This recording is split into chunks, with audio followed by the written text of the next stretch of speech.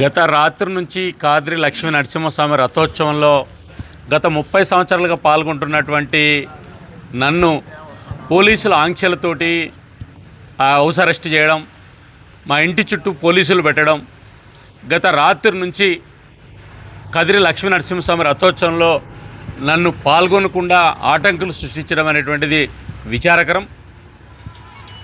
Kadiri MLA Kandikunta Prasad గారు ఆయన యొక్క వ్యక్తిగత స్వార్థము లేదా వ్యక్తిగతమైనటువంటి రాజకీయ కక్షల కోసం ఈరోజు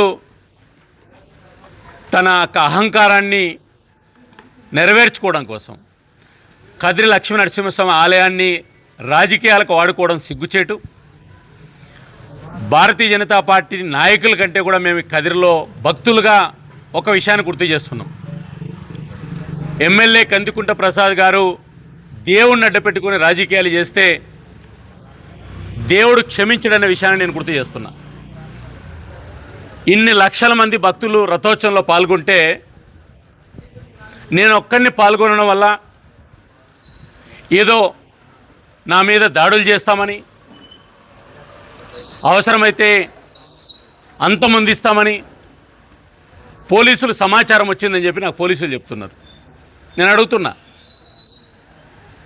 ఈరోజు ఆంధ్రప్రదేశ్ పోలీసు వ్యవస్థ మీద నాకు విశ్వాసం ఉంది. లక్ష్మీ నరసింహస్వామి రథోత్సవంలో పాల్గొంటే చంపేస్తారా? ఒకే ఒక్క విషయాన్ని నేను గుర్తు చేస్తున్నా. కదిరి లక్ష్మీ నరసింహస్వామి రథోత్సవంలో మీరు పోలీసులతో నన్ను అడ్డుకోవచ్చు.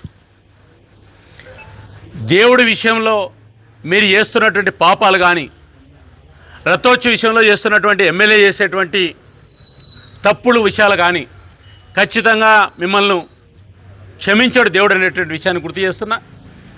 ఒకే ఒక్క విషయం గుర్తుపెట్టుకోండి, నేను కదిరి లక్ష్మీ నరసింహస్వామి ఆలయానికి సంబంధించినటువంటి ఉభయదారుణ్ణి. మీకు అధికారం ఉందనేటువంటి లేదా మీరు ఎమ్మెల్యే అనేటువంటి ఒక అహంకారంతో ఈరోజు పోలీసులు కానీ లేదా పోలీసు వ్యవస్థను కానీ మీరు చెప్పినట్టు చేయించవచ్చు. కాబట్టి ఇది పర్మనెంట్ కాదనే విషయాన్ని నేను గుర్తు చేస్తున్నా. కాబట్టి దేవుడి విషయంలో రాజకీయాలు మానేయమని చెప్పి నేను గుర్తు చేస్తున్నా. కాబట్టి కాద్రి లక్ష్మీ నరసింహస్వామి రథోత్సవ విషయంలో నన్ను మీరు హౌస్ అరెస్ట్ చేసినంత మాత్రాన మీరు సాధించేటువంటిది ఏమీ లేదనేటువంటి విషయాన్ని నేను గుర్తు చేస్తున్నా. ఖచ్చితంగా రాబోయే రోజుల్లో దీనికి సరైనటువంటి గుణపాఠం ఉంటుందనే విషయాన్ని కూడా గుర్తు చేస్తున్నా. వివాదం ఏమీ లేదు. వివాదాన్ని కొద్దిమంది సృష్టించాలనుకుంటున్నారు కానీ వివాదం ఏమీ లేదు. నేను కూడా ఎప్పుడు రథంలో కూర్చోను, ఎమ్మెల్యేగా నేను కూడా పైకి ఉండను. దానికి కన్సర్న్ ఉంది. ఏమంటే రథాన్ని నడిపే క్రమంలో మాజీ ఎమ్మెల్యే పార్థసారథి గారు మొదటి నుంచి చొరవ తీసుకుంటున్నారు. ఆయన పేరు ఆయన అడగడు.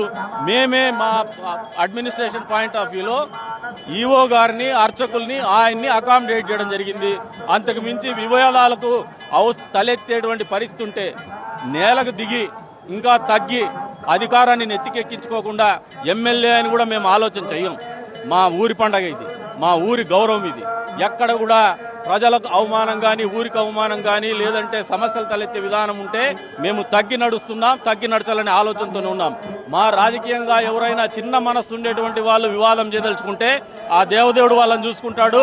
బ్రహ్మోత్సవాల తర్వాత రాజకీయాలు మాట్లాడతారు.